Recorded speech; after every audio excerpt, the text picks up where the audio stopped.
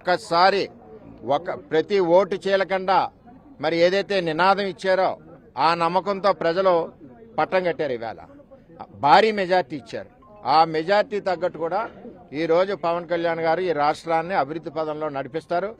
ఏదైతే చంద్రబాబు నాయుడు గారు, పవన్ కళ్యాణ్ గారు బీజేపీ కూటమి ఉందో, కూటమిని నమ్మి ఒక నమ్మకంతో ప్రజలు ఉన్నారు.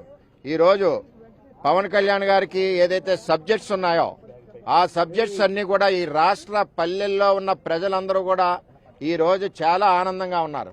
ఎందుకంటే పల్లెలు అభివృద్ధి చెందుతాయి, అదేవిధంగా తాగునీటి సమస్య మరి తీరుతుందన్న ఒక ఆశ, నమ్మకంతో పవన్ కళ్యాణ్ గారి మీద ఉన్నారు.